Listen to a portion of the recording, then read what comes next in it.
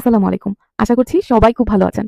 নতুন পুরনো সকল বন্ধুদেরকে জানাই আমার চ্যানেলের পক্ষ থেকে অনেক অনেক শুভেচ্ছা ও অভিনন্দন। আজকে আমি আপনাদের জন্য নিয়ে আসলাম পারফেক্ট দোকানের স্টাইলে সাদা ঝোল মিষ্টির রেসিপি।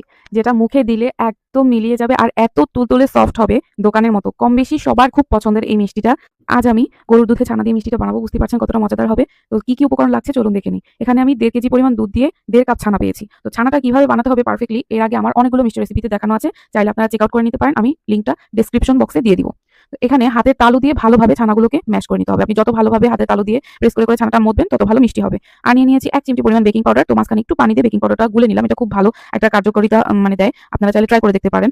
তো সাথে নিয়ে নিচ্ছি 1.5 টেবিল চামচ পরিমাণ কর্নফ্লাওয়ার আর 1.5 টেবিল চামচ পরিমাণ সুজি, 1.5 টেবিল চামচ পরিমাণ গুঁড়ো দুধ। সবকিছু কিন্তু পারফেক্টলি নিতে হবে, তবেই আপনার মিষ্টিটা কিন্তু খুব সুন্দর হবে। এর সাথে আমি 1 টেবিল চামচ পরিমাণ ঘি নিয়ে সবগুলো শুকনো উপকরণ ছানার সাথে ভালোভাবে মিক্সড করে নিচ্ছি। একটা পারফেক্টলি সফট ডো বানিয়ে নিব ছানার। ডোটা যখন